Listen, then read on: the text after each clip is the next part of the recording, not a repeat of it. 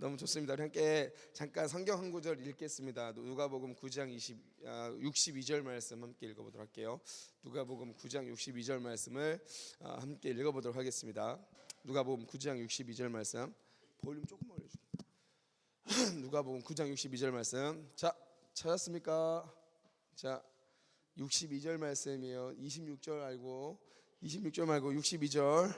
똑바로 정신 좀 차려줘. 누가복음 9장 62절. 자, 우리 찾은 우리 지체들만 다 같이 한번 읽어볼게요. 찾은 분들만 누가복음 9장 62절 다 같이 읽습니다. 시작.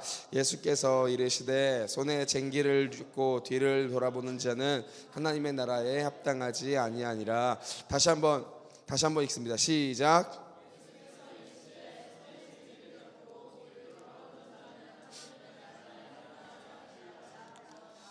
아멘. 자, 목사님이 우리 사랑하는 친구들을 위해서 테마를 준비했어요. 그러니까 첫째 날은 저녁에는 우리가 뭐에 대해서 함께 나눴죠? 복음. 어제 저녁에는 가스펠, 복음에 대해서 나눴어요. 오늘은 뭐에 대해서 나누냐면 하나님 나라에 대해서 나눌 거예요. The Kingdom of God이라고 하죠. 하나님 나라에 대해서 이야기를 할 거고요. 내일은 크리스천의 라이프, 그리스도인의 삶에 대해서 이야기를 할 거예요. 그래서 요 세 가지의 섹션이 같이 이루어지는 거예요. 오늘 아침에는 하나님 나라에 대해서 이야기를 나누려고 합니다. 저는 그렇게 생각해요. 예수를 믿는다는 게 뭔가를 물어보면은 저는 항상 그렇게 얘기합니다. 목사님이 이제 조준경 접경지대라든지 이런 데를 많이 다녀요. 분단 민족이잖아 우리 한국이, 그죠? 여러분 분단이라는 의미를 알아요? 갈라진 거, 그죠? 우리 한국은요 지금 남과 북이 갈라져 있는 상태예요. 그러면 이 38선이나 조준경 접경지대가 늘 있어요.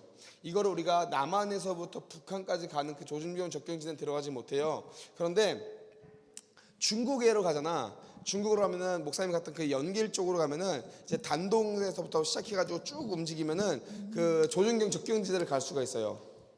그럼 놀라운 일들이 있어요. 그 중국에서는 못 만나는 북한 사람들을 만나요. 목사님이 이번에 쭉 오면서 마음에 많은 어떤 이 도전들을 품었는데 그 중에 하나가 뭐냐면 이 중간지대라는 거예요. 공동경비구역이라는 게 있어요. 여러분 아세요? 공동경비구역. 옛날에 영어도 있었는데 JMS, 그죠?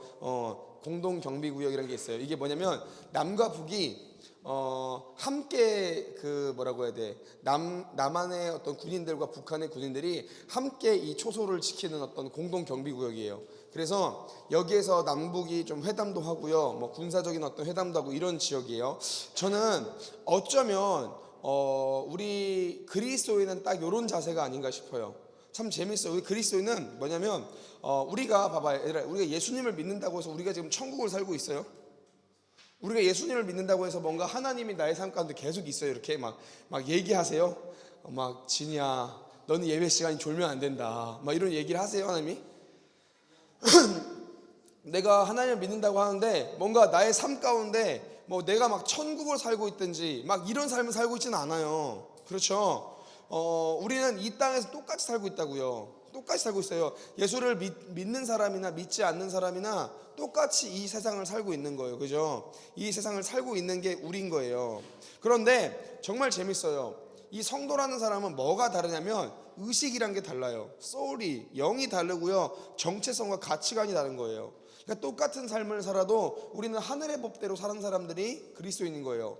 많은 우리 지체들이 이 유럽 땅에서 이 동성애에 대한 문제도 그렇고요, 여러 가지 이 이슈들이 있어요. 그죠? 고민하는 게 있어요. 창조론과 진화론도 있고요. 이런 어떤 고민하는 어떤 이슈들이 있어요. 저는 우리 사랑하는 친구들에게 얘기하고 싶은 건 그거예요. 세상의 어떤 풍토와 문화는 언제나 변하게 돼 있어요. 언제나 이 풍토와 문화는 언제나 이렇게 뒤바뀌게 돼 있어요. 근데 우리가 따라야 될 우리가 가치가 어디 있습니까? 여러분, 우리가 따라야 될 가치는 성경인 거예요. 다만 이 세상의 풍토와 어떤 가치를 우리가 미워하느냐 아니면 그들 가운데 애통함 가지고 가느냐, 이 두 가지는 굉장히 우리가 한번 고민해 봐야겠죠. 저는 우리 사랑하는 지체들이 얘기하고 싶어요. 너희들이 교육을 받을 때는 그냥 교육을 받으면 돼요. 그냥 그렇구나, 이렇게 얘기하는 사람들도 있구나라고 받아들이면 돼. 이거를 우리가 막 뭔가 진리처럼 받아들일 필요는 없어요. 창조론에 대해서 그래요. 목사님이 창조와 진화에 대해서 공부를 많이 했어요. 그래서 목사님은 이렇게 말하면 조금 뭐 논란거리가 될 수 있지만, 얘들아, 목사님은요 창조론은 믿지를 않아요. 론은 믿지는 않지만 전 창조는 믿어요. 애매한 차이가 있습니다, 여러분들. 전 진화는 믿지 않아요. 진화론도 믿지 않는데 창조론도 믿지 않아요. 전 창조를 믿어요. 왜냐하면 이 창조라는 것은 사람이 이해할 수 없는 영역의 부분인 거예요. 무슨 말인지 알아요? 저는 창조가 이해가 되면요 하나님을 믿지 않을 거예요. 왜냐하면 사람이 이해할 수 있는 수준의 하나님이면 믿을 필요가 뭐가 있어요? 그렇잖아요? 저는 뭐 그런 신앙생활을 하고 있어요. 아니, 우리가 모르는 거는 그냥 모르게 넘어가면 되는 거예요. 그거는 우리가 뭐 이렇게 막 꼭 알아가야 될 영역은 아닌 거예요. 그래서 뭐 삼위일체의 하나님, 이 삼위일체도 마찬가지죠. 이것을 뭐가 문제가 돼요? 삼위일체를 과학적으로 풀려고 할 때부터 오류가 등장해요. 왜냐? 이 삼위일체는요 과학적으로 입증이 안 되는 거예요. 이거는 뭐예요? 그냥 오로지 믿음이에요, 믿음. 창조도 저는 동일한 영역으로 봐요. 창조는 하나님께서 만드신 영역인 거예요. 하나님께서 신적인 권위를 가지고 신적인 어떤 역할로서 이루시는 어떠한 그런 영역이라고요. 근데 이거를 많은 이제 학자, 우리 공부를 하시는 교수님들이 자꾸 이것을 끼워 맞추는 거예요. 저는 그런 뉴스들 되게 싫어해요. 간혹 페이스북이나 이런 데를 보면은 무슨 뉴스가 나오냐면 예수님의 뭐 성은을 발견했는데 이 성은 가운데 DNA를 조작한 예수님 맞았다. 전 이런 거 되게 싫어요. 뭐 노아의 방주의 근거를 찾았다더라. 전 이런 걸 정말 싫어해요. 이걸 우리가 과학적으로 집계할 필요가 없는, 오히려 그러면 하나님의 하시는 영역들에 대한 내용들이 더 희미해질 가능성이 너무 많아요. 그냥 우리는 이 믿음은 믿음의 영역에 있어야 되는 거예요. 사람이 이해할 수 없어요, 여러분들. 하나님을 어떻게 하나님을 이해합니까? 저는 하나님께서 우리 친구들이 많이 물어봐요. 하나님께서 기도를 아무리 해도 제 앞에 나타나시지 않는데요. 우리 양떼들이 그래요. 귀에 들리지 않는데요. 자기가 그렇게 노력하는데 하나님 내 귀에 들리지 않는데요. 저는 반대로 얘기해요. 그래서 하나님이 없대요, 걔네들은. 저는 반대로 그렇게 얘기해요. 아니, 나는 오히려 하나님이 내가 보고 싶을 때 볼 수 있는 분이면, 내가 듣고 싶을 때 들을 수 있는 분이면 난 하나님 안 믿는다 그래요. 그거는 무슨 사람이 이해할 수 있는 범위가 무슨 신인 거예요, 그죠? 여러분, 이거는 이제 설교를 들어가기 앞서서 몇 가지 이야기를 하고 싶어요. 여러분, 이 세상이요 그 신에 대한 어떤 관념들을 타락시킬 때 몇 가지 방법을 써요. 첫 번째 하나가 뭐냐면 신은 없다라는 거예요. 신은 없다라는 거. 두 번째 방법이 뭐냐면 신은 있는데 인격적이지 않다예요. 이건 뭐예요? 첫 번째 말하는 거는 무신론자고 얘기하는 거고요. 두 번째 말하는 신은요 대부분 이슬람들이에요 말하는 거예요. 이슬람들. 그러니까 이게 참 재밌어요. 세 번째가 있어요. 세 번째가 뭐냐면 신은 무능하다라는 거예요. 이거는 대부분 다신론자들이 얘기하는 거예요. 이게 뭐냐면 불교들, 이게 엄밀하게 보면 그래요. 불교인들도 마찬가지고요, 힌두니즘도 마찬가지예요. 신들이 굉장히 무능해요. 여러분, 신과 함께라는 영화를 봤어요? 거기서 나오는 신들의 모습을 한번 본 적이 있어요? 신들이 저는 이 신과 함께라는 영화를 보고요, 기독교적인 관점에서 세계관을 풀었던 목사님들을 정말 존경해요. 어떻게 이걸 보고 기독교적인 관점이 이거는 불교잖아요. 불교의 내세관을 가지고 어떻게 기독교에 대한 어떤 심판과 이런 걸 이야기할 수 있는지 저는 존경스러워요. 존경스러워. 내가 볼 때 아무리 봐도 이거는 기독교의 반기독교적인 영화인데 이걸 가지고 그냥 내세의 일이라고 해서 기독교적인 역사를 얘기하는 거예요. 되게 잘나요. 여러분, 저는 맨 처음에 신과 함께를 봤을 때 뭐가 보이는 줄 아세요? 신의 무능함을 봤어요. 신의 무능함. 불교의 가치관에 있는 신은요 너무 무능한 거예요. 아니, 무슨 신이 인간을 심판을 하는데 이 처사들의 말에 좌지우지 되는 거예요. 멍청한 거야. 신이 뭔가 띨빵해요. 애들이 자기 주장도 없어요. 얘 말 듣다가 그럼 이렇게 하고, 얘 말 듣다가, 이건 뭐예요? 신의 사실은 무능하다라는 것을 자꾸 입증하는 거예요. 힌두니즘 마찬가지예요. 목사님 인도를 갔더니요, 인도 사람들은 어떠한 가치관이 갖고 있냐면 부끄러움이 없는 민족이래요. 부끄럽다라는 단어가 없대요. 인도는 부끄러움이 뭐 단어는 있지만 그들의 마음 가운데 부끄러움이라는 게 없대요. 왜 그렇게 생각하냐면 실제 그렇더라고요. 목사님이 그 위험한 나라들, 못 사는 나라를 정말 많이 갔잖아요. 그런데 유일하게 와, 이런 나라는 살기 싫다라고 생각하는 나라가 인도예요. 거기는 정말 특히나 우리 여성들은요 절대 가면 안 돼요. 와, 제 같이 이렇게 강사들이랑 갔는데 그 이미나 대표님이라고요, 이렇게 화장품 하시는 대표님이 있어요. 그분이 이제 얼굴이 화장품 관련하시고 얼굴이 이쁘잖아요. 얼굴도 하얗고 이쁘게 생기셨어요. 목사님 딸로 자라가지고 신앙도 되게 좋으시고요. 정말 동물자인데 그분이랑 같이 가는데 쭉 같이 가는데 세상에 그 인도에 있는 남자애들이 전부 다 이민아 대표님 접근하는 거예요. 그래서 막 사진 찍어 달라고 하면서 스킨십의 농도가 점점 심해지고요. 와, 그거를 내가 이제 같은 온 강사에서 얼굴이 제일 험악하게 생긴 사람이 저잖아요. 어딜 가나 대부분 그래요. 내가 약간 뭔가 이거를 컨트롤 시켜야겠다는 거예요. 그래서 일부러 사진 찍지 말라고 하고, 근데 선교사님이 제가 하는 게 맞는 거래요. 사진도 못 찍게 하고 싫다고 하고 안 된다고 하고 누구냐고 하면 내 누나라고 얘기하고 막 그랬어요. 내가 한번 생각해 봤어요. 내가 우리 와이프랑 인도로 왔다 생각하면은 진짜 손목 절단 사건들이 몇 번 일어났을 거예요. 정말 나 너무 싫더라고요. 너무.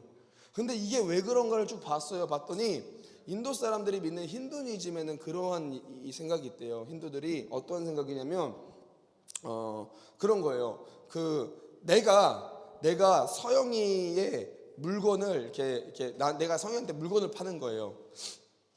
이게 100원짜리인 거야. 100원짜리인데 서영이한테 10,000원을 팔았어요. 그럼 이건 사기잖아. 근데 인도 사람들은 어떻게 생각하냐면, 실제 그렇게 생각한대요. 인도 사람들은 뭐라고 생각하냐면, 내 신이 너의 신을 내 신이 너의 신을 멍청하게 만들어서 내가 물건을 팔아먹을 수 있었다라고 하고 신께 감사를 한다는 거예요. 여러분, 굉장히 이상한 생각이죠.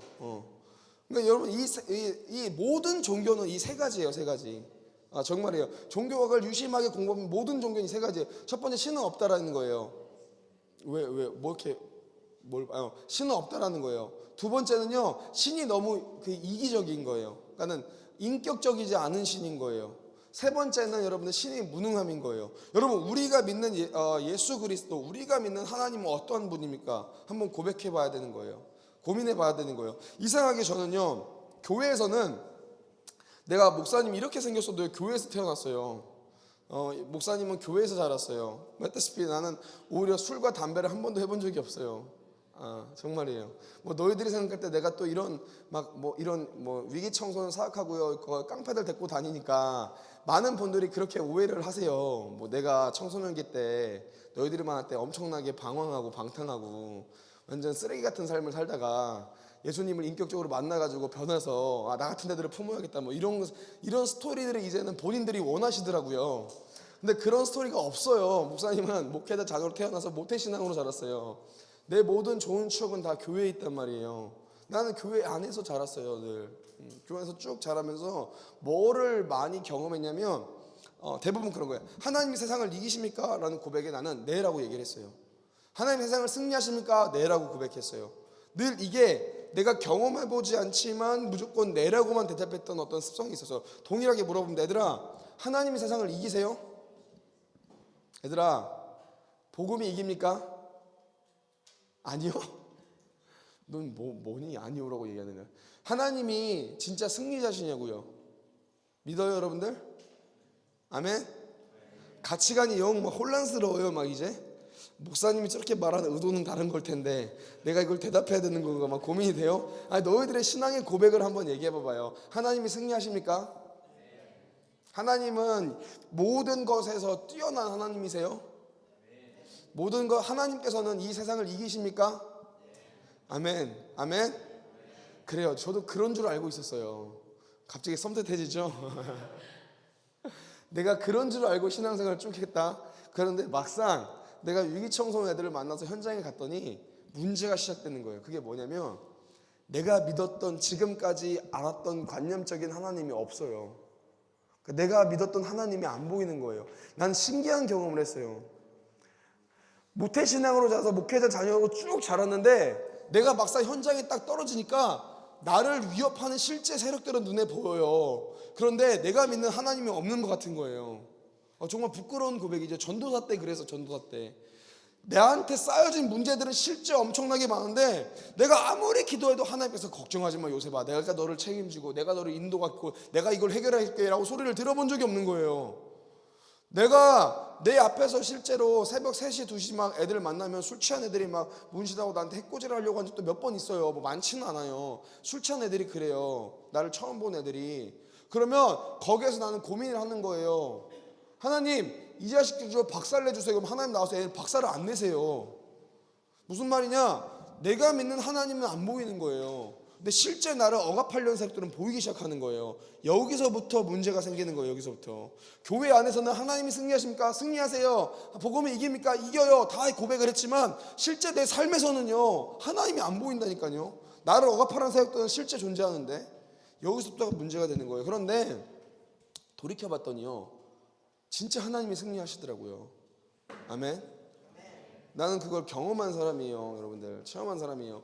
정말 신기해요. 와, 어떻게 이렇게 진행이 될 수 있지 하고 살아왔던 인생이 저의 삶인 것 같아요.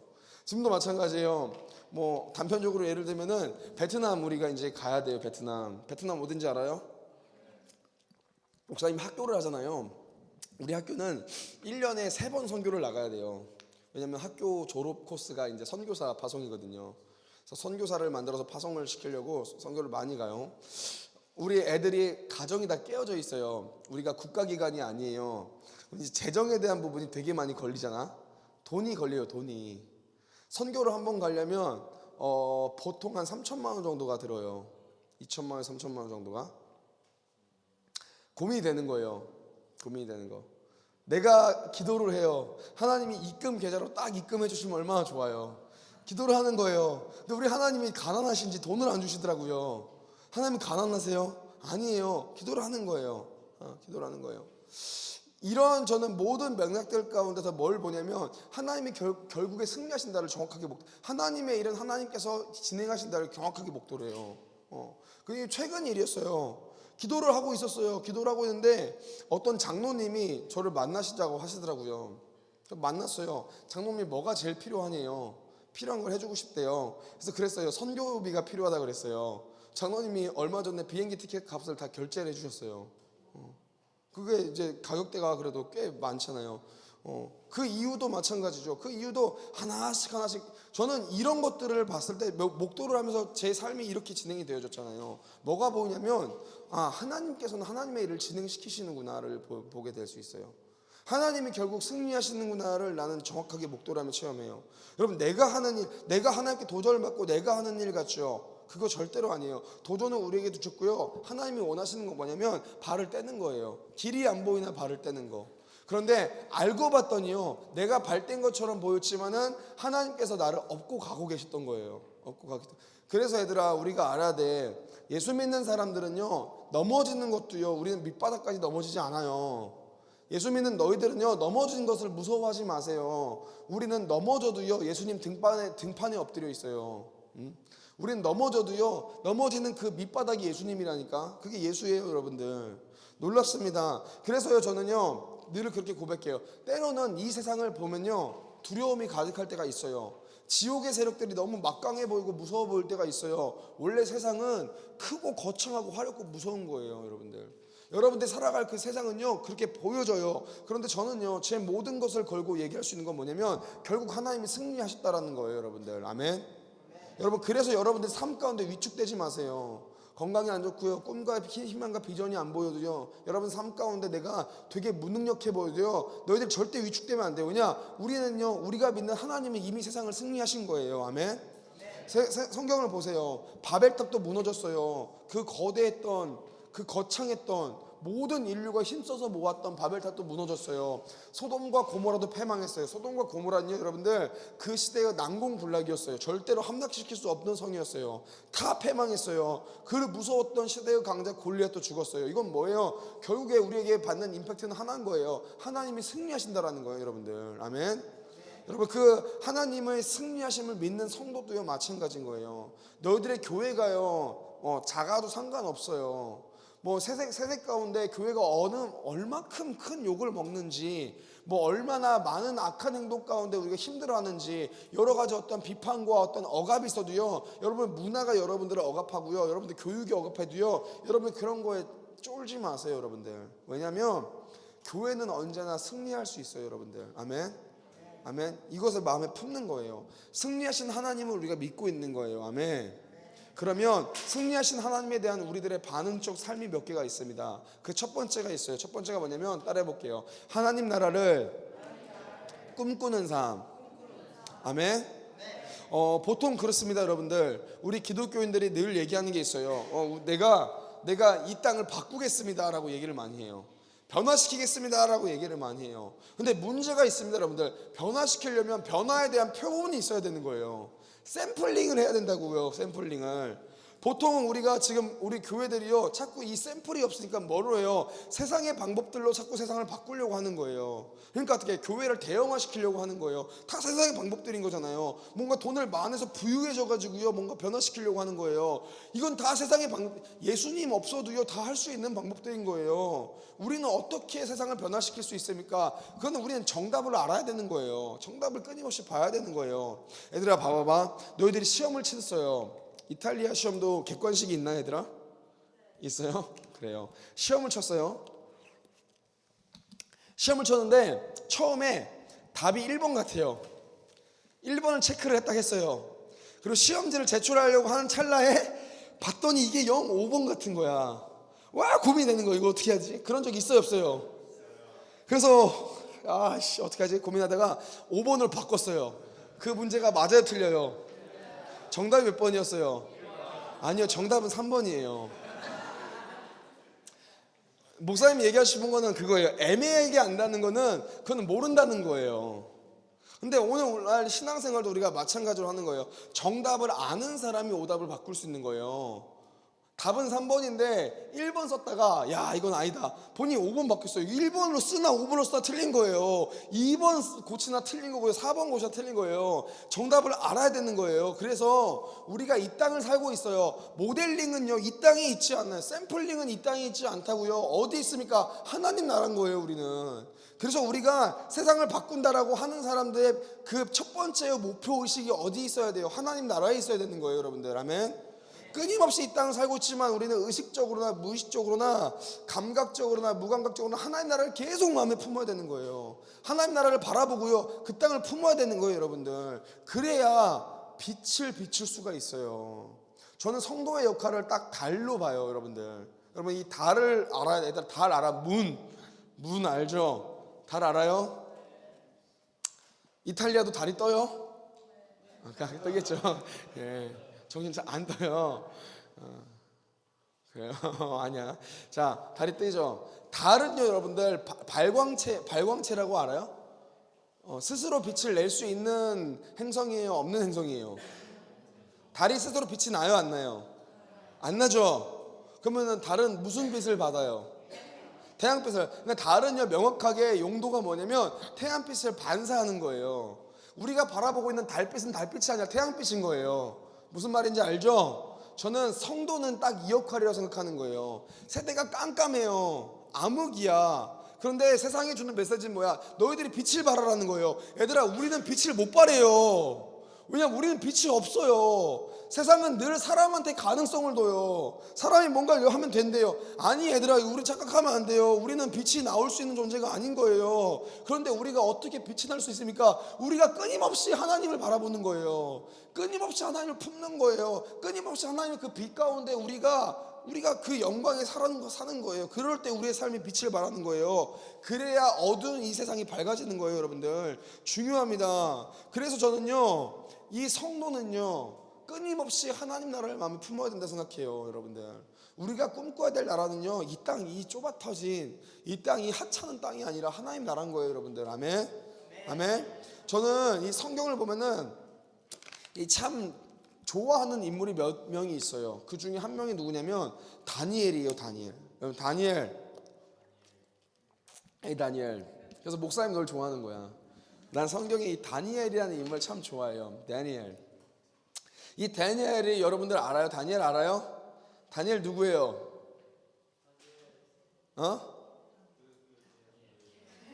개. 다니엘은 개예요. 그죠? 다니엘 누구예요? 보통 다니엘이라고 얘기하면 애들이 그렇게 몇 가지를. 첫 번째, 불에 빠졌어요. 불에 빠진 애가 그래 뭐 그렇게 볼 수 있어요. 두 번째, 사자굴이에요. 사자굴이 이름이 다니엘인 거예요? 아니에요. 다니엘은 어떤 사람이냐면 여러분 선지자예요. 선지자. 아세요? 선지자. 예수님이 오시기 전에 약 605년 전에 여호야김이라는 왕이 통치를 할 때였어요. 그때 여호야김 왕이 너무 하나님 앞에서 많은 악행들을 저질러요. 그래서 하나님께서 진노하시는 거예요. 너희들이 엄마 아빠 말 안 들으면 엄마 아빠 화내요 안 내요? 화내는데도 계속 잘못하면 엄마 아빠 때려요 안 때려요? 그렇죠? 거기서도 계속 잘못하면 여러분들 엄마 아빠한테 죽어요, 안 죽어요? 그런 거예요. 아주 간단한 논리인 거야. 하나님 보시기에 악을 너무 행하는 거예요. 하나님께서 제일 싫어하시는 악이 있어요. 그게 뭐냐면 우리 아빠 말고 다른 아저씨한테 아빠라고 하는 거예요. 근데 무슨 말인지 알죠? 아빠가 여기 있는데 아빠한테는 아빠라고 하고 아빠가 얘기해도 쌩까는데 다른 이탈리아 사람한테 가서 우리 아빠라고 하는 거예요. 아빠, 파다 그러면서 따라다니는 거예요. 무슨 말인지 알아요? 지금 그런 상황인 거야. 이스라엘이 하나님의 민족으로서 하나님을 섬겨야 되는데 하나님을 등지고 너무 악행을 저지르는 거예요. 많은 악행을 저질러서 하나님이 빡치셔요, 안 빡치셔요? 빡치신 상태야. 그래서 옆에 있는 이제 매를 드는 거예요. 얘를 어떤 매로 때릴까? 딱 야구바따로 때릴까?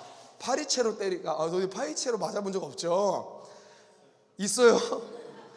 야, 나는 진짜 모든 매들 중에 파리채만큼 아픈 게 없어요. 그 한국 파리채는요 빨간색이야. 그리고 그 쇠가 아니야. 그건 잘못 맞은 거야. 쇠가 차라리 나아요. 이 빨간 파리채가요 있는데 그 손잡이가요 울퉁불퉁해요. 그래서 거기 손잡이 부분으로 맞잖아요. 와, 진짜 그 끔찍한 기억들. 차라리 아버지 죽여주세요 막 이렇게 되면 고문도구예요. 고문도구. 파리채. 뭐로 때릴까를 고민하다가 뭘로 때리시냐면 옆에 나라에 바벨론이라는 거대 제국이 있는 거예요. 얘로 이제 매를 삼아야겠다 해서 바벨론이라는 나라를 일으키셔서 이스라엘을 침략시키시는 거예요. 바벨론의 왕 이름이 누구냐면 느부갓네살 왕이에요. 느부갓네살 왕.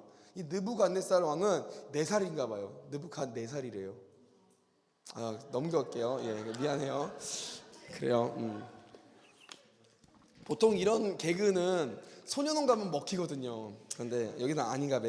그래요, 넘길게요. 그러니까 느부갓네살 왕이 그렇다고 동정하지 마요. 그게 더 열받으니까. 왜 자꾸 웃어주려고 그래? 그냥 짜증나면 짜증나는 것처럼 표현을 해요, 이 새끼들아. 자, 그래요. 바벨로니안 나라를 이제 느부갓네살 왕이 이제 하나님 들을 쓰셔서 침략을 시키신 거예요. 침략을 하는데 그때 유다의 많은 백성들이요 바벨론을 끌려가요. 지금도 마찬가지예요. 얘들아, 전쟁이 일어나잖아요. 우리나라도 그랬어요. 일본 사람들이 침략했을 때 가장 먼저 왔던 게 어디예요? 가장 먼저 왔던 게 궁궐이었어요. 궁궐. 뭐 전쟁이 나잖아요. 그러면 전쟁을 한 사람들이 일반인들 전부 다 학살해 버려요? 그건 아니에요. 전쟁을 하잖아요. 그러면 제일 첫 번째 가장 큰 타겟을 누가 받아요? 왕이에요. 왕과 귀족들과 그 자녀들이 가장 타겟을 받아요. 이건 뭐예요? 정체성을 뺏기 위한 거야. 우리는 왕으로 모시는 사람을요, 다른 나라 사람은요, 너희 이 왕을요 종삼아 버리는 거예요. 그러면 야, 너희들이 섬기는 왕은 우리 민족들한테는 종밖에 안 돼. 그러니까 너희도 우리들 말 들어, 이거거든요. 뭐 일본도 그랬고요. 여러 나라들의 어떤 침략 과정들을 보세요. 다 그런 거예요. 마찬가지야. 바벨론 느부갓네살 왕이 들어가가지고요, 누구를 죽이려면 왕들을 죽이고요, 막 왕의 자녀들을 전부 다 그 종으로 끌고 가버려요. 포로로 끌고 가버린다고요. 그 포로 때 누가 있었냐? 이걸 바벨론 1차 포로기라고 하는데 그 포로 안에 누가 있었냐? 우리가 말하는 그 다니엘이 있었어요. 어린 다니엘이. 생각해 보세요. 다니엘은 포로로 끌려가요. 나라를 다 잃었어요. 나라를 잃은 이에게 인권이 있겠습니까? 인권이 없어요, 여러분들. 여러분, 우리가 지금도 보면 난민들 보죠. 난민들이 참 힘들고 아파요. 그들한테 인권이 있는 것 같아요. 진짜 엄밀하게 보면 그들이 아픈 이유가 뭐예요? 인권이 없어요. 그들은 떠돌아다니는 거예요. 얼마나 아픈 생활을 해요. 목사님의 또 목표 중에 하나가 난민 사역이에요. 그래서 제주도에 예멘 사람들이 한 500명 왔었을 때 목사님 가셨어요. 거기 가가지고 선교사님들도 얘기하고요. 한 영혼이잖아. 어쨌든 그래요. 이 다니엘은요 포로로 끌려가는 거야. 야, 맛있는 밥을 잘 줬겠어요? 끌려갈 때 그 고대 근동지방 사막지방을요 질질 끌려다니는 거예요. 야, 인권이 없어. 인권이. 나라를 일으킨 포로한테는요 때리면 그냥 맞아야 돼요. 가다가 아이씨 남이 이렇게 얼굴 왜 그렇게 생겼어? 너 죽을래? 하면 때리는 거야. 남이 죽어버렸네? 그럼 버리고 가는 거예요. 이게 포로예요. 이게 포로. 가다가 여자애들 뭐 이쁘면 겁탈해버려요. 그냥 죽어요? 그럼 버리고 오면 되는 거야. 이렇게 인권이 없었던 세대가 그 포로 시대 때예요. 다니엘은 포로로 끌려가면서 여기저기 힘들게 막 끌려다녀요. 그리고요 막 맛있는 거 많이 줬겠어요? 안 줬겠죠. 뭐 잠 제대로 재웠겠어요? 아니에요. 여러분들 힘들고 아프게 바벨론까지 딱 등장했는데 바벨론 딱 도착하니까 사람들이 어디로 데리고 가는 거예요. 데리고 가더니 자기들이 막 씻기고 막 좋은 옷을 입히는 거야. 그리고 어디로 또 데리고 가요. 문을 딱 열었더니 막 문이 팍 열리면서요 어마어마하게 맛있게 생기는 많은 양들의 뭐 식사들이 쫙 준비가 돼 있어요. 성경이 기록하기를 이거는 그 거대 제국 바벨론의 제국의 왕이 먹던 식사였다고 그래요. 그 왕이 먹는 그대로의 메뉴인 거예요, 여러분들. 여러분, 이건 어떤 의미냐면요, 이스라엘의 그 귀족의 자녀로 있었던 다니엘도요 사실은 먹어보지 못했던 음식들인 거예요. 그 거대 제국들의 왕이 먹던 음식들이 싹 깔려 있어요. 그리고 뭐라고 해요? 먹으라는 거예요. 공격해라, 언더 어택, 그런 거 먹으래요. 자, 여러분들이 이런 상황이었어요. 나는 음식을 먹었다 안 먹었다? 난 먹었습니다. 손 한번 들어보세요. 먹었습니다. 솔직하게 인간적으로 나는 얘들아, 난 진짜 장담하는데 나는 무조건 먹었어요. 난 첫바따로 달려갔다. 진짜 난 그래. 난 왜냐면 그냥 야, 안 먹는다라고 얘기하는 애들이 이상한 거야. 잘 들어봐. 보통 그래요. 애들이 의심이 많아서 그러면요, 목사님 그 음식에요 독을 탔으면 어떻게 뭐 이렇게 물어보더라고. 얘들아, 이 독은요, 독살은 애매할 때 독살을 하는 거예요. 야, 죽이려면은 그냥 그 나라에서 다 죽이고 무슨 변태야? 열심히 힘들게 끌고 와가지고요 거기에서 독 넣어서 야 몰래 그 죽는 모습 지켜봐요? 바벨론이랑 지금 이스라엘은 그런 입장이 아니야. 죽이려면 그냥 칼 뽑아 죽여버리면 되는 거야. 음식에 독이 없어요. 그잖아. 먹으면 되는 거예요. 먹으래요. 사람들이 다 달려가서 친구들이 그 음식을 먹어요. 먹고 있어요. 근데 다니엘은요 뭐라고 이야기하냐면 1장 8절에 그렇게 얘기해요. 다니엘은 뜻을 정하여서 왕의 음식과 그가 마시는 포도주로 자기를 더럽히지 아니하리라고, 자기를 더럽히지 않도록 환관장에 구했대요. 여러분, 이 환관장에 구했다라는 이 단어 하나도 여러분들 다니엘은 목숨이 왔다 갔다는 거예요. 거기에 거절한다. 포롭다이가 거절을 해? 너 그냥 죽어라 할 수 있는 내용이야. 엄청나게 심각한 그 상황 가운데 다니엘은요 안 먹었다라는 거예요. 자기는 뜻을 정해서 왕의 음식과 그의 포도주로 자기를 더럽히지 않았대. 여러분, 이게 왜 더럽히는 거예요? 음식 먹는 거 더럽히는 거예요? 그때 당시에 뭐 코셔라는 제도를 이용해서 그런 이야기들을 많이 해요. 여러분, 그런데 그거를 그렇게 보면 안 되는 거예요. 그거 먹어도 돼요. 괜찮아. 아무 문제 없어요. 그런데 다니엘은요 의식적으로 자기가 뜻을 정한 거예요. 이건 뭐예요, 여러분들? 그 의도로 파악했던 거예요. 왜 그 거대 제국의 왕이요 자기가 먹는 음식을 그 다 나라가 망하고 빼앗긴 그 조그마한 꼬맹이들한테 먹이겠어요? 이거는 뭐예요? 너희들은 포로가 아니라 이제 내 종이야를 의미하는 거예요. 포로가 아니라 너희들은 내가 먹는 똑같은 음식 너희들 먹는 거야. 너희들은 내가 내리는 음식만 먹어야 되는 거야를 의미하는 거예요. 여러분, 잘 생각해 보셔야 돼요. 그 근거가 어디에 나타납니까? 느부갓네살 왕이요 바벨론의 애들을 끌고 와가지고 이름을 다 바꿔버려요. 하나님을 찬양하는 이름에서 전부 다 자기들이 믿는 신의 이름을 찬양하는 이름으로 다 바꿔버려요. 여러분들, 이게 뭐예요? 정체성을 뺏는 거예요. 다니엘은 거기서 목도했던 거예요. 그 음식을 거부한 거예요. 저는 우리 친구들에게 얘기하고 싶은 게 있어요. 우리 이와 동일합니다. 얘들아, 우리가 포로일 수는 있어요. 힘들게 살 수 있다고요. 이 땅을 태어나면서 포로처럼 힘들게 아프게 우리의 삶을 살 수가 있어요. 여기저기 정처 없이 끌려다닐 수 있고요. 힘들고 어렵게 살 수 있어요. 그런데 우리가 기억해야 될 의식이 하나가 있어. 그게 뭐냐면, 얘들아, 너희들은 포로일 수는 있지만 종은 아니라는 거예요. 여러분들, 아멘? 너희들은 세상의 종이 아니야. 세상은 끊임없이 너희들을 종살이를 시키려고 해요. 종과 포로는요 그때 당시에 엄연하게 달라요. 전쟁 규약이 달라. 포로는 전쟁이 끝나면 얼마든지 자기가 사는 고향으로 돌아갈 수 있어요. 종은 전쟁과 상관없이 한 번 종은 평생 종인 거예요. 여러분들, 바벨론은요 계속 다니엘과 새 친구들과 이스라엘 백성들을요 종살이를 시키려고 하는 거예요. 종되게 하려고 하는 거예요. 세상은 여전히 너희들을요 유혹하는 거예요. 눈에 보여지는 것들로 종살이를 시키는 거예요. 여기에서부터 자유로울 수 있는 친구들에게 소망해요. 아멘. 너희들이 힘들 수 있어요. 아플 수 있어요. 그러나 너희들의 정체성을 정확하게 알아야 된다는 거예요. 우리는 포로일 수는 있지만 종이 아니라는 거예요. 시간이 지났어요. 이제 다니엘이요 어린 나이에 이제 끌려왔는데 어느덧 그가 막 할아버지가 됐어요. 나이가 많이 들었어요. 왕권도 3번이나 바뀌었어요. 그리고 느부갓네살 왕이 바뀌면서 이제는 누가 왕이냐면 다리오라는 왕이 이제 왕권을 집정을 하죠. 근데 이 다리오 왕이 있었을 때 하나님이 다니엘을 너무 사랑하는 거예요. 그래서 다니엘을요 뒤로 쓰시기 시작하는데, 와, 그 거대한 제국의 바벨론에요 3명의 국무총리 중에 수석 국무총리가 돼요. 그때 당시에 상황을 설명해 줄게요, 여러분들. 그때 당시에는 왕이요 일을 안 해요. 무슨 말이냐면, 왕은 그 제국의 왕들은 대부분 어떠한 위치냐면 신과 인간의 중간 위치를 점해요. 그리고 이 사람들이 하는 건 뭐냐면 종족을 많이 번창시키는 거. 그리고 이 사람들 놀고 먹고요, 그냥 반지나 이런 자기 도장에 법들을 그냥 찍어주는 거예요. 그 모든 법을 제정하는 건 다 누가 제정하냐면 총리가 제정을 하는 거예요. 총리가. 그러니까 실질적인 모든 나라의 안팎 살림에 대한 권리는요 총리한테 있는 거예요. 왕은 술 먹다가 그냥 야 이게 뭐냐 간단하게 설명 좀 해봐. 그러면 이걸로 간단하게 설명, 찍어 그럼 찍으면 법으로 제정되는 거야. 이 중간사에서 총리가 얼마나 많은 역할을 할 수 있겠어요. 그죠? 그게 그 제국을 움직이는 지탱하는 건데, 다니엘은요 그 바벨론이란 거대 제국의 수석 총리가 된 거예요. 근데 거기서부터 문제가 시작되는 거야. 얘들아 봐봐, 이탈리아는 모르겠지만요 한국은 확실해요. 우리 한국 사람이요 지금 우리 정치권에서 한국 사람이 아니라 어디 저기 미얀마 사람이 지금 국무총리가 됐다 생각해 보세요. 그럼 우리 정치권에서 난리를 나겠죠. 난 장담할 수 있어요. 그 사람이 잘했든 못했든 대한민국 정치권에서는 그가 거의 박살날 거예요. 이유 하나예요. 미얀마 사람이라는 이유 하나로.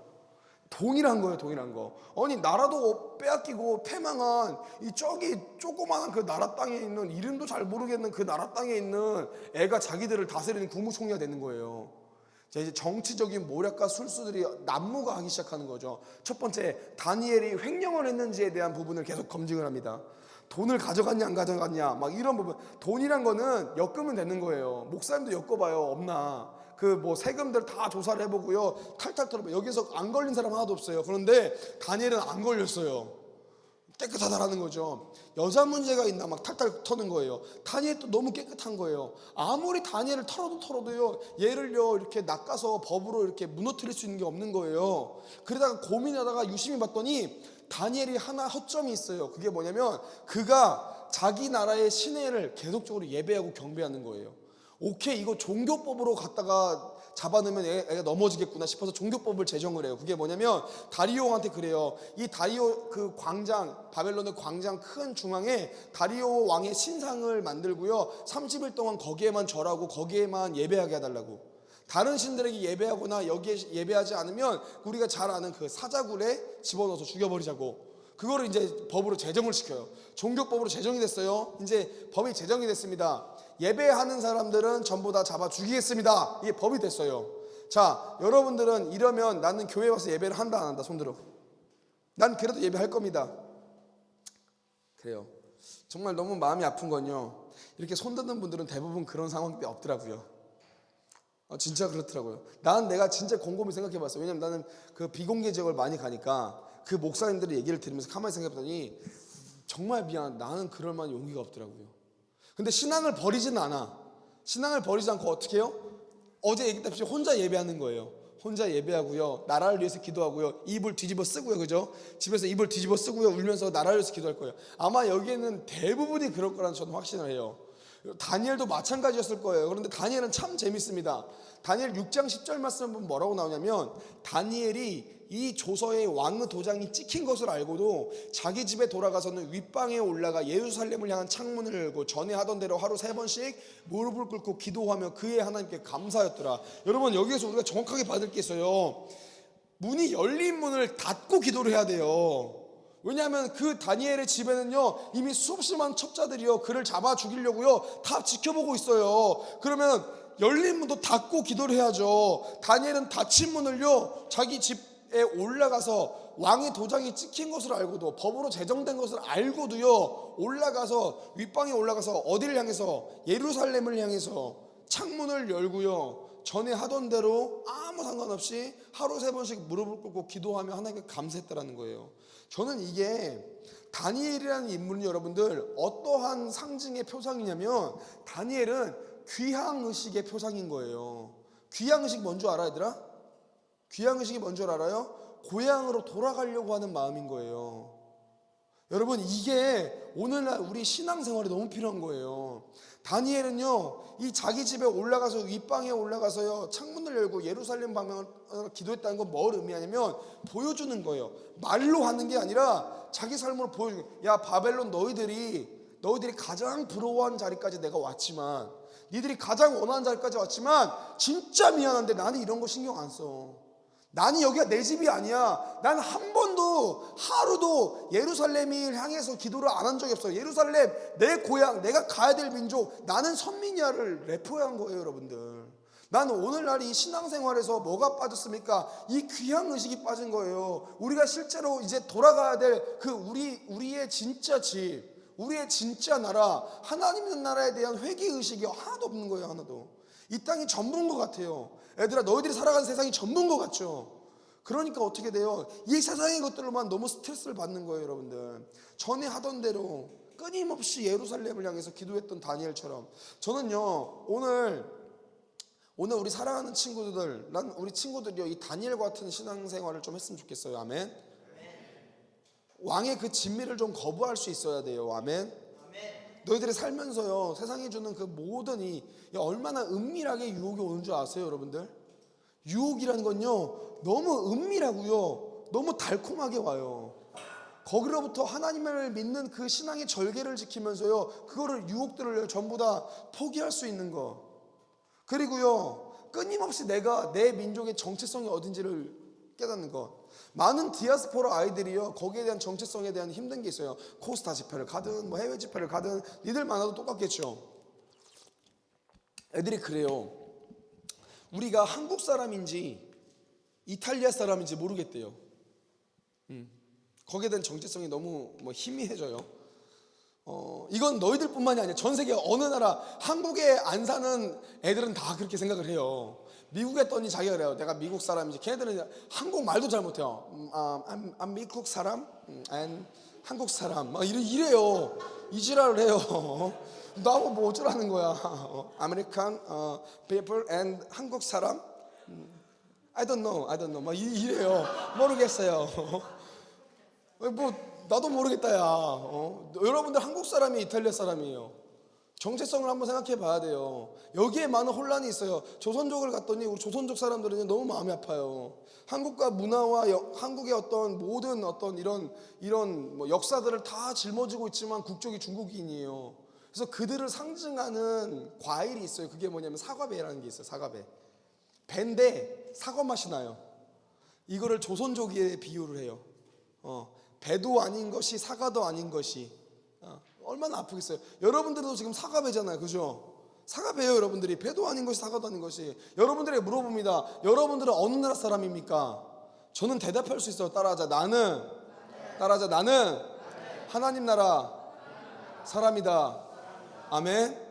그거면 된 거예요. 여러분, 한국인인 거, 이탈리아인인 거 뭐가 중요합니까?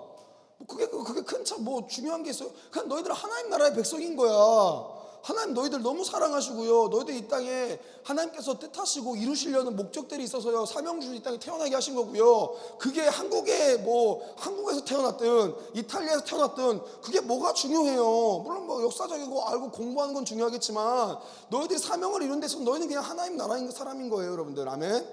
정체성을 혼란 가지 마세요. 여러분들, 하나님께서 너희들을 책임지신다라는 그 하나가요, 우리에게 너무 큰 힘과 위로인 거야.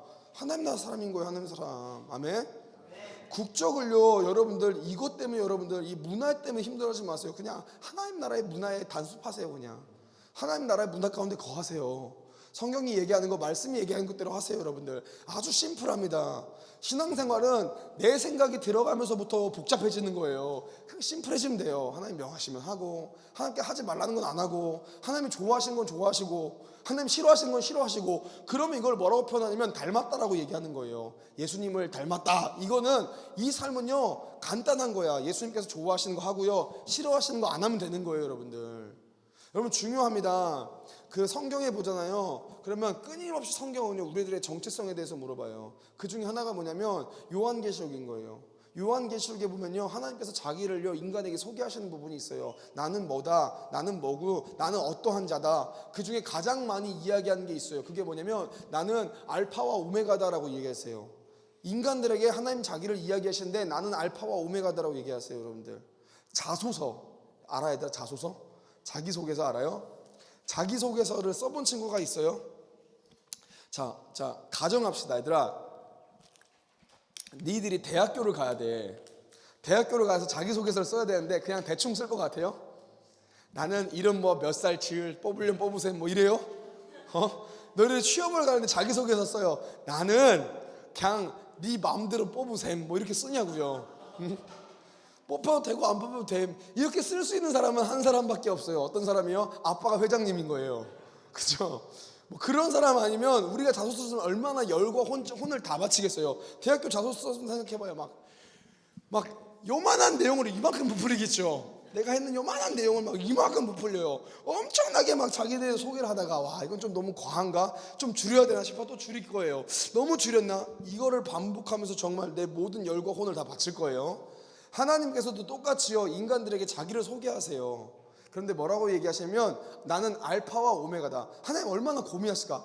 이 인간들이 이해를 못할 텐데 내가 어떻게 하면 인간들에게 가장 이해하기 쉬운 단어로 설명할 수 있을까? 고민하시면서 요한계시록에 제일 많이 했던 거 알파와 오메가다. 알파와 오메가가 뭐예요 여러분들? 그죠? 난 너희들이 참 이런 게 좋아요. 알아 이런 걸. 알파와 오메가. 그래요. 알파와 오메가 시작과 처음. 왜 하나님께서 우리에게 자기를 나는 시작과 마지막이다 라고 얘기하셨을까요 여러분들? 한번 생각해 본 적이 있어요? 나는 목사님은요 그냥 쭉 성경을 읽을 때는 안 보였는데 기도를 하면서 성경을 하나하나 곱씹으면서 묵상을 했었어요.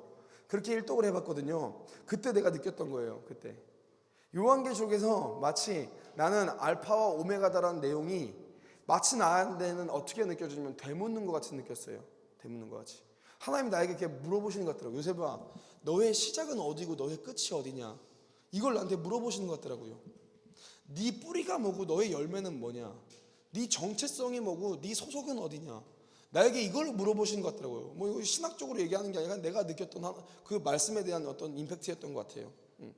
여러분들에게 물어볼게요. 여러분들, 우리의 처음과 우리의 마지막이 어디에 있습니까? 고민해 봐야 되는 거예요. 이게 하나님이면 우리의 삶은요 그 과정들마다 꽃이 필 거예요.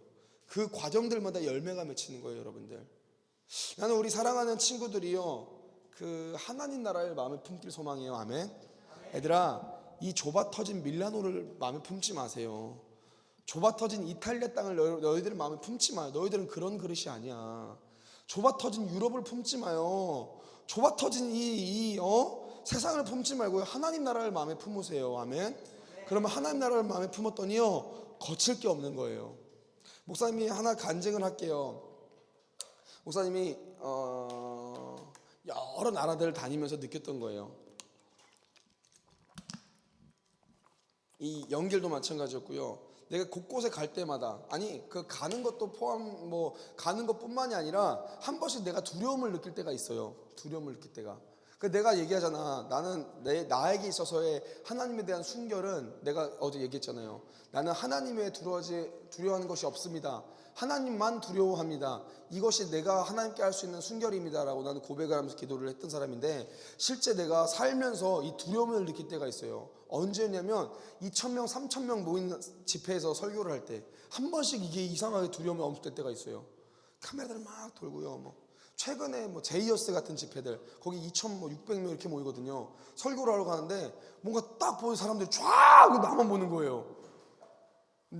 목사님은 어제 얘기했다시피 목사님은요 촌사람이고 나는 혼자 있는 거 좋아해요. 내 성향이 그래요. 진짜 그래요. 내가 내 삶에서 가장 만족함과 안락함을 누릴 때는요 혼자 운동할 때예요. 혼자 운동할 때. 나는 혼자 운동할 때도요 막 운동하는 사람들이 막 도와주고 하는 거 되게 싫어요. 그냥 난 혼자 해야 돼요.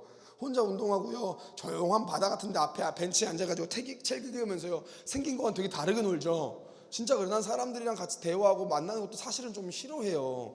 난 혼자 있는 게 좋아요. 완전 해가 아싸야. 아싸를 나는 내가 아싸다가 아니라 나는 아싸를 원해요. 무슨 말인지 알아요? 어른들은 모르죠. 아싸, 아웃사이더의 줄임말입니다. 아웃사이더의 줄임말. 아싸를 모르시는구나. 난 완전 아싸거든요. 반대의 말이 있어요. 인싸가 있어요. 인사이더의 줄임말인 거예요. 자, 나는 진짜 그런데 하나님께서 막 자꾸 이런 막 집회들을 할 때는 두려움이 막 솔직하게 있을 때가 있어요. 처음에 왔을 때는 막 두려움이 있더라고요. 막 4,000명 모인 데에서 막 해야 되고요. 막 설교를 해야 되는데 설교를 딱 가기 이제 강사 접대실로 가서 난 항상 살짝 살펴봐요. 그러면 사람들이 쫙 있는 거예요. 무서워요. 인도로 가기 전에도 인도에 뒤숭숭한 사건들이 많이 일어났었어요. 연길에 갈 때도요, 뒤숭숭한, 심지어 며칠 전에 백두산을 올라가야 되는데 백두산 화산 폭발한다고 기사가 났어요. 고민이 돼요. 와, 씨, 백두산 가야 돼 말아야 돼. 딱 그날 아침에 어떻게 이게 뜨냐. 와, 백두산 달려 준비 다 했는데 가려고 하는데 이제 인터넷 딱 보면 네이버 실검 1위가 백두산 화산 폭발이에요. 근데 와, 이거 그 물어봐. 아니, 교수님 이거 뭐냐고. 이럴 때가 있어요. 그러니까 그때마다 하나님께서 내게 주신 마음이 있어요. 기도를 하면 하나님께서 나 딱 3개 물어보세요. 여기가 누구의 나라냐를 물어보세요. 여기요, 우리 아버지 나라죠. 아버지 나라, 아버지 거래요. 그러면 여기에 있는 사람들은 누구의 자녀냐? 이걸 물어보세요. 이거 아버지의 자녀죠. 우리 아버지의 자녀면 나한테 형제 자매더라고요. 내가 우리 누나 앞에서 온갖 생쇼를 다 부리거든요. 우리 누나도 나한테 마찬가지. 원래 그 형제 자매 가운데는 뭐라고 해야 돼? 이 허울이 없어요. 싸울 때 다 나만 그러냐 얘들아? 아니잖아요. 다 같이 지랄 발광 같이 하잖아요. 막 혼자 춤추다가 걸리고 막 이러잖아. 뭐 거칠 게 없는 거예요. 내 아버지의 자녀면 나한테 형제 자매인 거야 다. 그런 마음이 들더라고요. 그리고 또 하나, 내 아버지 하나님께서 여기 계시냐 안 계시냐, 이거 3가지가 내 삶에서 내가 두려움을 안 느끼는 거예요. 늘 어디를 가나 난 그 기도를 해요. 하나님, 여기가 누구의 나라입니까? 하나님의 나라인 거예요. 여기에 있는 자녀들이요, 여기에 있는 백성들이 누구의 자녀입니까? 하나님의 자녀인 거예요. 여기에 그럼 하나님 계십니까? 내가 있다라는 마음이 드는 거예요. 그러면 좀 무서울 거 없습니다. 이번에 영어로 강의할 때도 똑같은 마음이었어요. 목사님이 영어를 잘 못해요. 그냥 나도 너희들이 한국말 하는 수준보다 조금 못할 수도 있어요. 우리 아마 내가 볼 때는 벤자민이 한국어 알아듣는 수준일 거예요. 내가 영어를 알아듣는 수준이. 벤자민 갔냐 이제 아예 듣기 싫어서? 뭐 그럴 수 있어요. 그럴 수 있지. 반대로 생각해봐봐. 내가 이탈리아 예배에 참석했다고 생각해봐요. 얼마나 힘들 거야. 앉아가지고 이탈리아어로만 계속 얘기하는 거예요. 와씨, 무슨 꼰드레 반드레 찾고 있고 그러면 얼마나 힘들어 마음이. 뭐 그럴 수 있어. 괜찮아. 어쨌든 근데 이게 로잔이라고 또 영어 이 내용의 첫 번째를요, 로잔 집회를 세우시는 거예요. 로잔이 뭔지 아세요, 여러분들? 전 세계의 기독교에 2가지 흐름이 있어요. 운동 무브먼트가 있어요. 가장 큰 무브먼트야. 하나는 WCC예요. 세계 교회 협의회죠. 하나는 로잔이에요. 로잔은 복음주의권. 근데 우리가 얘기하는 복음주의권의 건강한 무브먼트 운동 중에서 제일 큰 단체가 로잔인 거예요. 전 세계의 로잔 운동부분 다 있어요. 근데 이번에 동북아시아 영 리더스 로잔 대회를 했었어요. 제주도에서 YLG라고 해서, 이게 뭐냐면 동북아시아권에 있는 로잔들 중에서 나이가 35살 미만 20살 이상의 리더들만 몇 명 선별해가지고 모이는 거였어요. 갔더니 500명 있더라고요. 동북아권에서 그렇게 모인 사람이 500명인데 나보고 영어로 하이라이트를 좀 해달래요. 영어로. 와, 나 영어를 못하는데. 그래서 이제 기도를 하게 똑같이 그 기도를 했어요. 3가지 기도했더니 하나님께서 계신대요. 여기가 하나님 자녀라는 거예요. 여기가 하나님 나라라는 거예요. 그럼 내가 또 무서울 게 없어요. 그냥 막 했어요. 씨부렸어요. 생각해봤더니 걔네나 나나 별반 영어 못하는 건 똑같더라고요. 내가 서구권 왔으면 위축되겠는데 지들도 다 동북아시아야. 그렇잖아. 일본, 중국, 내가 한국말로 좀 실수하는 거나 지들이 중국어 하면서 영어 하는 거 똑같은 거예요. 했어요. 난 너희들에게도 동일한 정신을 심어주고 싶은 거예요, 얘들아. 너희들이 하나님 나라의 백성이라는 의식이 있잖아요. 세계 어디를 가든 두려워하지 않아요. 정말이에요. 너희들이 하나님 나라에 대한 정확한 이 인식이 있잖아요. 그럼 누구를 만나도 두려워하지 않아요. 야, 아버지의 나라인데 우리 이 세상 하나님 만드신 거잖아. 그럼 우리 아버지가 만든 건데요. 누구를 만나든지 아버지의 자녀면 내 형제 자매인데 어디에 있든지 하나님과 함께하면 뭐가 두려움이 있습니까? 여러분들의 그 어떤 의식이 심겨지길 소망합니다. 아멘. 여러분의 정체성으로 혼란스러워하지 마요. 그냥 우리 결론 냅시다. 그냥 나는 하나님의 자녀다. 또 하나만 따라하자. 나는 하나님 나라의 백성이다. 그거면 된 거예요, 여러분들. 이걸로 혼란스러워지지 않길 소망해요. 아멘. 아멘. 자, 마지막에 하나님 나라를 마음에 품었으면 이제 마지막은요, 하나님 나라를 우리의 삶 가운데 이루어야 된다라는 사명이 있습니다. 이게 참 재밌어요. 언제도 우리 같이 얘기한 우리 지도자님들과 얘기했던 것 중에 하나인 것 같아요. 목사님 비공개 지역을 가고요, 공개 지역을 다니면서 느꼈던 게 있어요. 비공개 지역은요, 너무 하나님 나라에 대한 마음의 열망이 있어요. 공개 지역은요, 하나님 나라를 이루는 것에서만 마음이 열망이 있어요. 그래가지고 이게 묘하게 대칭점이 있어요. 왜냐하면 이건 할 수 없는 것 같아요. 비공개 지역은요, 자기의 삶이 지금 너무 핍박하고 힘들어요. 예수 믿는 것 자체가 죽음이에요. 어려운 건 고통이에요. 그러니까 어디에 자기의 도출구를 품으면 내가 죽으면 하나님 나라에 가겠지에 대한 마음이 있어요. 그런데 공개 지역은요, 반대인 거예요. 하나님 나라에 대한 마음이 너무 사라져요. 품지 않고요, 어디에 있냐면 하나님 나라를 여기 어떻게 하면 어떻게 하면 좋은 제도로 인간들을 풍요롭게 할 수 있을 것인가, 어떻게 하면 좋은 문화로 인간들과 행복해 다 여기에만 포커스가 있어요. 근데 복음은 무엇을 잡느냐? 이 둘 다를 잡는 거예요. 이거를 전문적인 용어로 에반젤리즘과 에큐메니컬이라 그래요. 여러분, 에큐메니컬과 에반젤리즘은 항상 같이 가야 되는 거예요. 둘이 엄청 싸우고 있어요. 둘이 싸우면 안 돼요, 여러분들. 왜냐하면 이 비블리컬은요, 언제나 에큐메니컬과 에반젤리즘이 같이 가요. 나도 그래요. 나도 내 심장은 에반젤린, 난 복음을 전하기 위해서 살고 있어요. 근데 막상 우리 위기 청소년들 만나니까는 어쩔 수 없이 얘네들을 위해서 손발이 가야 될 수밖에 없어요. 식당을 차려줘야 되고요, 풍요롭게 하기 위해서 뭐 집을 지어줘야 되고요, 만들어줘야 되고요, 학교를 해줘야 되고요. 똑같은 거예요. 하나님 나라를 마음에 품었잖아요, 얘들아. 그럼 뭐가 보이면 세상이 보이기 시작해요. 정말이에요. 하나님 나라를 마음에 품으면 품을수록 뭐가 보이냐면 우리가 거하는 세상이 보여요. 그런데 그 시선은 달라져요. 예전에는 내가 욕하던 구역이었다면 그때는 내가 마음 아픈 구역으로 바뀌어요. 이걸 내가 어떻게 변화시키지? 이걸 내가 어떠한 마음으로 가야 되지? 하나님께서 나에게 왜 이걸 잘 보여주시지? 이런 마음이 품겨지게 되는 거예요, 여러분들. 그래서 하나님 나라를 이룰 수밖에 없도록 하나님께서 상황을 몰아가시는 거예요. 내 의도와는 상관없이. 그걸 뭐라고 하냐? 따라해보자. 그걸 뭐라고 하냐? 사명. 그걸 사명이라고 하는 거예요. 그래서 목사님은요, 사명이 뭐냐라고 물어보는 이들한테 그렇게 얘기해요. 얘들아, 사명은요, 아픔이 보여주는 곳이 사명인 거예요. 똑같은 장소에 있어도요, 나만 느끼는 아픔이 있어요. 참 신기하죠. 필리핀 선교사님들은요, 전 세계 수없이 많은 나라들이 있는데 필리핀 애들한테 마음의 아픔을 느껴요. 말레이시아 선교사님들은요, 전 세계 수없이 많은 민족들이 있는데 말레이시아 애들한테 아픔이 느껴요. 사람들의 나이 연령대가 그렇게 많은데요, 유독 다음 세대들한테 마음이 아파하는 사람들이 있어요. 유독 노인들한테 마음이 아파하는 사람들이 있어요. 유독 흑인들한테 마음이 아파하는 사람들이 있고요, 유독 황인들한테 마음이 아파하는 사람들이 있고요, 유독 홈리스들한테 마음이 아파하는 사람들이 있어요. 그게 뭐냐면 사명인 거예요. 아프면 하나님께서 그 아픔을 흘려보내요. 내가 아픈 그 마음을 우리에게 흘려보내시는 거예요, 계속. 이게 뭐예요? 네가 가서 그 땅을 좀 바꿔라 라는 의미인 거예요. 사명인 거예요. 똑같이 그래요. 나는 너무 놀라운 일들이 있어요. 똑같이 내가 위기청소 애들이랑 같이 있잖아요. 그럼 지들은요, 성매매를 하고 애들 성매매 시킨 거에 대해서 굉장히 아주 부담 없이 얘기해요.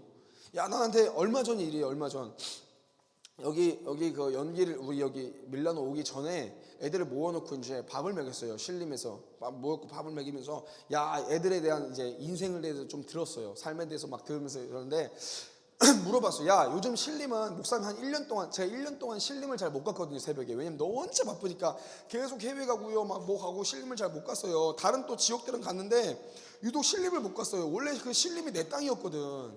진짜로. 신림 영등포는요, 제 땅이에요. 진짜로요. 애들 노량진 신림이 이쪽은요, 제가 가잖아요. 노량진 같은 경우는요, 지금도요, 오토바이 타고 가는 배달들이요, 80%는 절 만나면요, 오토바이 세워서 인사를 해요. 진짜로요. 과장 아니에요. 왜냐? 애들이 놀았다고 좀 하는 애들은 전부 다 제가 사준 밥을 먹어봤어요. 그러니까 진짜 거긴 내 땅이어서 그래서 내가 진짜 지금도 그래요. 뭔가 애들 잡으려고 하면은 지금 여기서도 카톡 보내면 다 잡아요. 애들이 늘 그러거든요. 해외 집회 나가면. 그런데 애들이랑 얘기하는데 신림의 정세가 바뀐 거예요.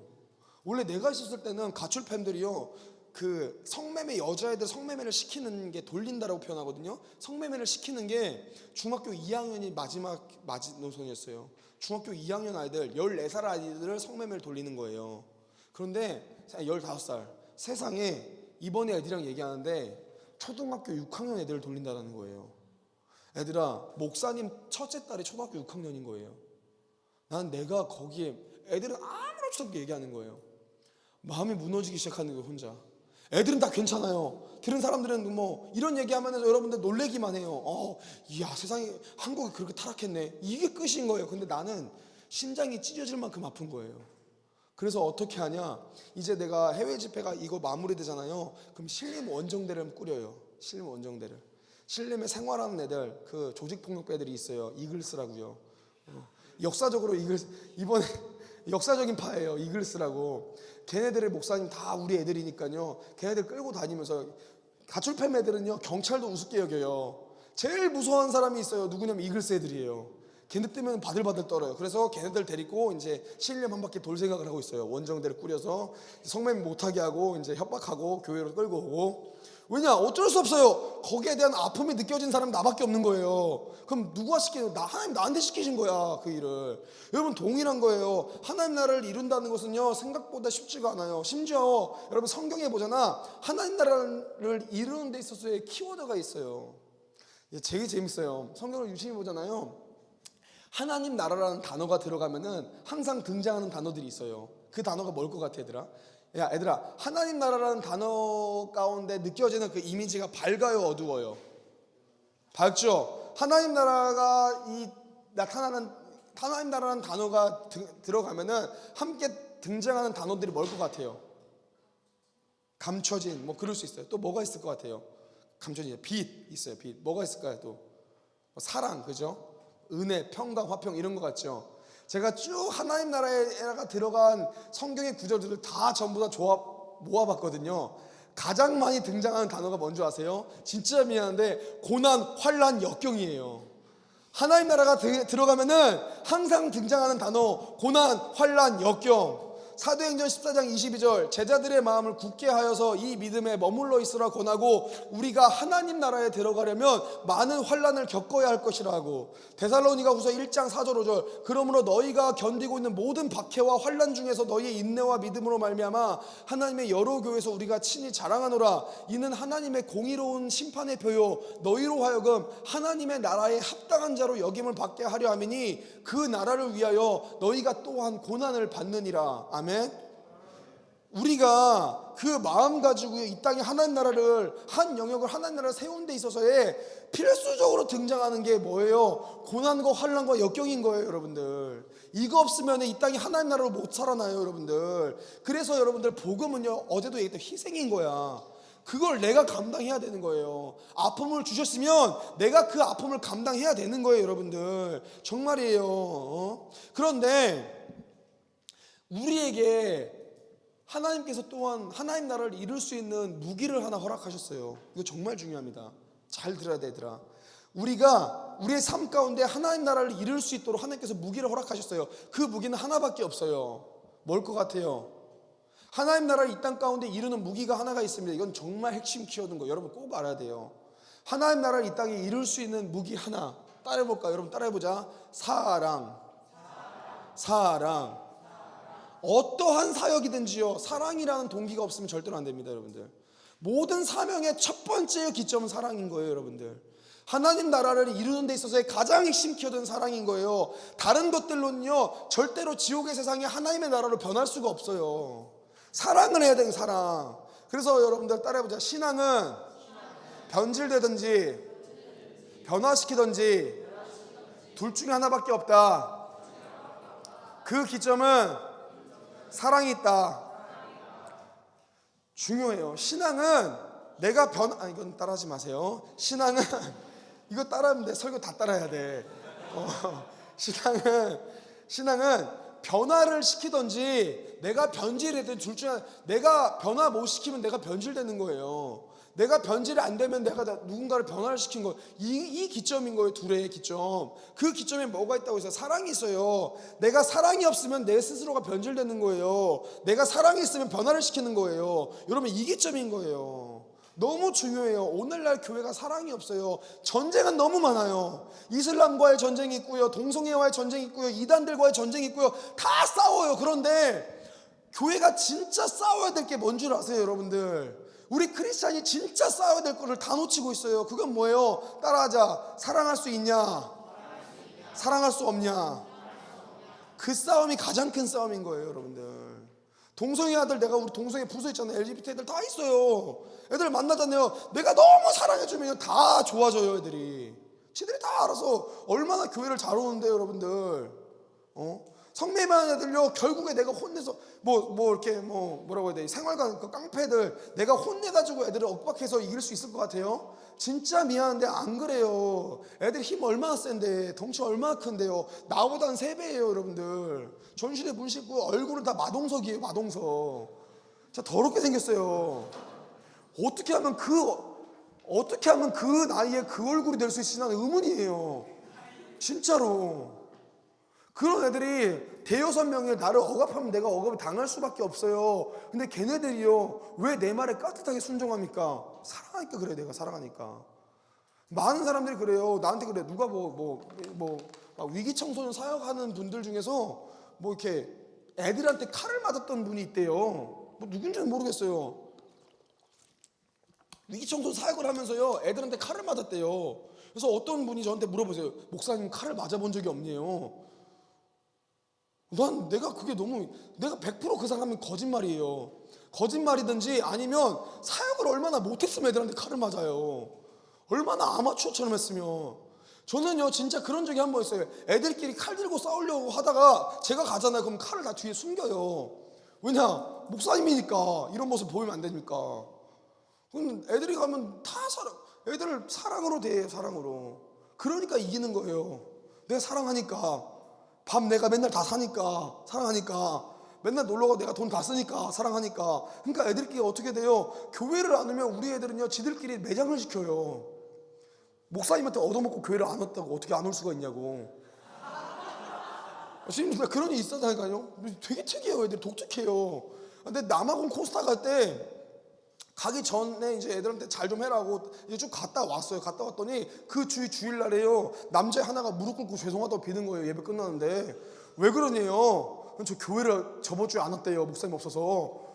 내가 이 분위기, 애들이 보니까 분위기를 나한테 줘요. 눈짓을 줘요. 그래서 혼나겠다 싶어서, 야 이 새끼야, 주일날 교회 하면 돼 임마? 교회 와야지 막 혼냈어요. 근데 문제는 나는 얘가 교회를 안 온 줄 몰랐어요. 지가 얘기해요. 근데 왜 이렇게 앉았냐? 애들끼리 난리가 난 거예요. 야, 너 교회 빠졌냐? 너 진짜 목사님 큰일 났다. 야, 목사님 너 죽여버린다.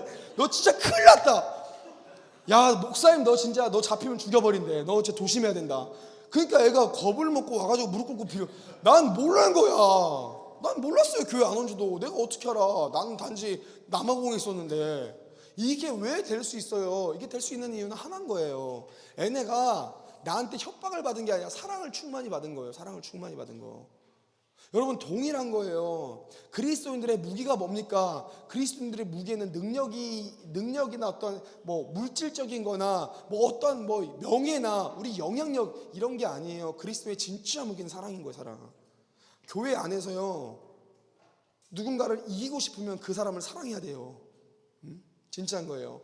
내가 똑같은 수준에서 감정 싸움을 시작한 순간 나는 얘가 나처럼 올라가는 게 아니라 내가 얘처럼 내려가는 거예요. 사랑은 그 모든 것 안에서 보고 있는 거예요. 사랑하는 거. 여러분들 지체를 사랑해야 돼요. 여기에서 우리가 물어보는 게 있어요. 왜 우리가 그렇게 사랑해야 됩니까를 물어보는 사람들이 너무 많아요. 아니, 내가 너무 억울해요. 왜 사랑해야 돼? 다 사랑해야 된다고 얘기하면은 이거를 반대하는 사람들은 뭐라고 하면 억울하다고 얘기해요. 왜 우리의 삶 앞에서요, 이해할 수 없는 사랑을 해야 될 때가 있어요. 나 역시도 마찬가지죠. 근데 우리가 알아야 될 중요한 사실이 있습니다. 왜 사랑하냐? 라는 것을 억울함 가지고 물어본다면 저는 명확하게 이야기할 수 있어요. 요한일서 4장 19절 말씀이에요. 우리가 사랑함은 그가 먼저 우리를 사랑하셨습니다. 아멘. 우리가 사랑함은 그가 먼저 우리를 사랑하셨습니다. 이게 우리가 사랑할 수 있는 동기인 거예요, 여러분들. 무슨 우리가 상황 따라 환경 따라 사랑할 수 있는 여건이 어디 있습니까? 그냥 우리는 사랑하는 거예요, 사랑하는 거. 왜냐? 주님 나를 사랑하셨으니까. 그 동기 하나면 끝나는 거예요. 아니 자기를 죽인 이를요 사랑한다고 대신 죽으셨는데, 그리고 그 자기를 죽인 이를요 사랑한다고 구태여 부활하셔가지고요 하나님 나라에 우리 집을 예비하셨다고 하는데, 여전히 지금도요 그렇게 하나님의 속썩이는 우리한테 사랑한다고 고백을 하시는데, 우리가 누구 사람 앞에서 사랑의 어떠한 대상 앞에서 억울함을 가질 수 있는 사람이 누가 있습니까? 난 우리 지체들 따라해 봅시다. 나는 사랑하겠습니다. 여러분 이 사랑에는요 대상이 없어요. 다 사랑해야 돼요. 다.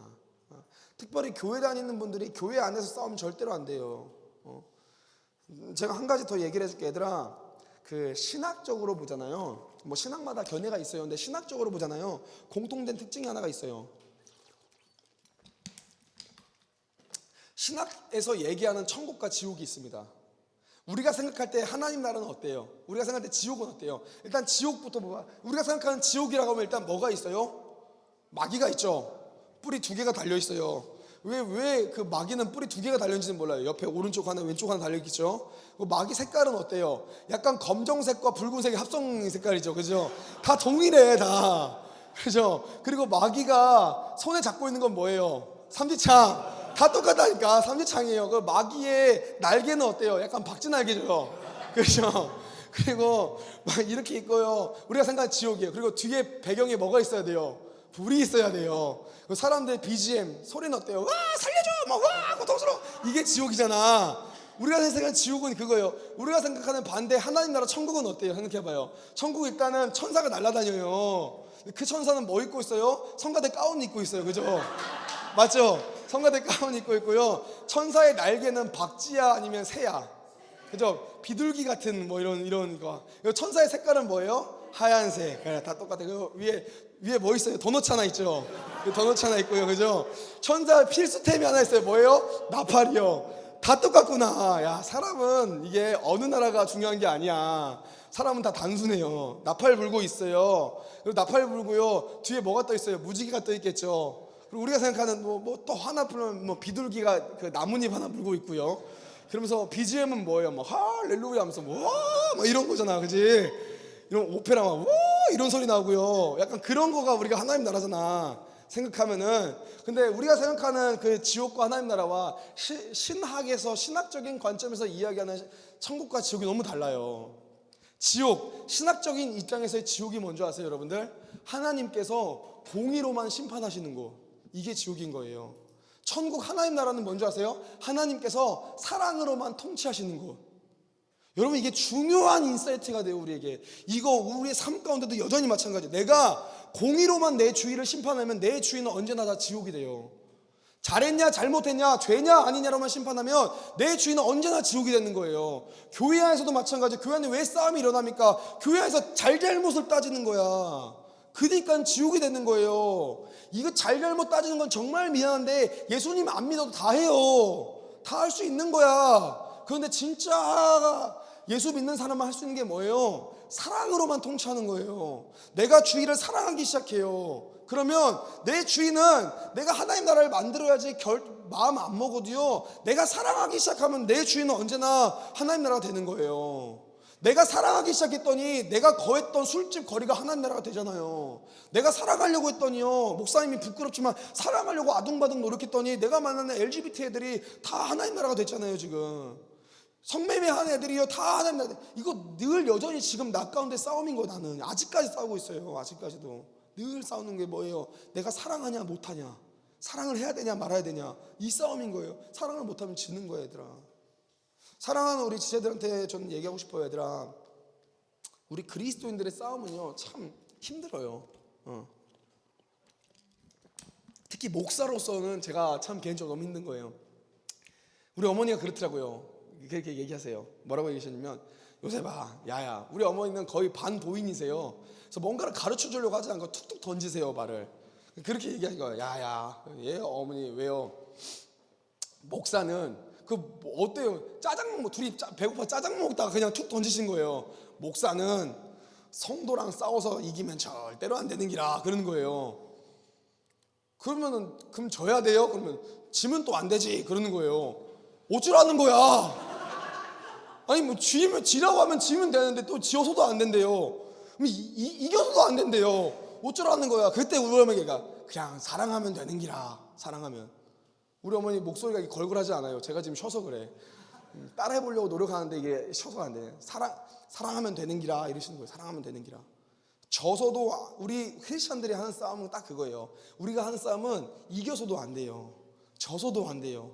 그 싸움 가운데 우리는 어떻게 승리자가 될 수 있습니까? 사랑하면 승리자가 되는 거예요. 사랑하면. 아니 우리 사랑하는 지체들이요, 그냥 막 집회만 하지 말고요, 뭐 기도만 열심히 좋아요. 열심히 하세요. 찬양하는데 근데 여러분들의 마음, 근원적인 마음에 누군가를 미워하는 마음이 있다면 그건 진짜 부패한 신앙이에요. 사랑해야 돼요. 나도 마찬가지. 나도 사랑해야 돼. 사랑해야 돼. 왜 우리가 억울함 가지고 사랑해야 됩니까? 그가 먼저 우리를 사랑하셨습니다. 아멘. 여러분들이 여러분들의 거하는 곳곳, 여러분들의 교회와 여러분들의 학교와 여러분들의 친구들과 부모님과 여러분들이 가는 곳곳에 사랑이 넘쳐났으면 좋겠어요. 아멘. 내가 여러분들 바라는 건 그거예요. 사랑이 넘쳐나는 거예요. 둘이 싸우다가도요, 니들이 가잖아요. 그러면 그래도 그러면 안 되지 하면서 막 얘기를 하다 보면은 갑자기 애들이 몽글몽글해지기 시작하면서 사랑이 넘쳐나는 거예요. 그러면 여러분 그게 하나님 나라인 거예요. 얼마나 하나님 나라의 모형인 거야. 그렇게 여러분들이 사랑으로 승리하시기를 간절히 소망합니다. 아멘. 아멘. 기도하고 마치겠습니다. 기도하겠습니다. 하나님 감사합니다. 우리가 살아가는 삶 가운데 우리가 어떻게 하나님 나라를 이루겠습니까? 우리가 그 나라를 마음에 품기를 소망합니다. 여전히 세속의 가치관과 세상의 많은 영역들이 우리를 미혹하고 유혹하고 있습니다. 그러나 우리가 가야 될 나라, 우리가 꿈꿔야 될 나라는 주님의 나라임을 고백합니다. 나의 정체성과 나의 마음과 나의 어떤 성별과 나의 어떠한 모든 것들로부터 혼란이 있는 친구가 있습니까? 주님 그냥 하나로 기억하게 하여 주셔서 나는 하나님 나라의 백성이다. 나는 하나님 나라의 자녀다. 이 하나가 우리에게 큰 힘이 됨을 고백합니다. 아버지, 우리가 이 마음으로 이제 이 땅을 하나님 나라로 변화되기를 소망합니다. 이 마음으로 이 땅을 하나님 나라로 이루기를 소망합니다.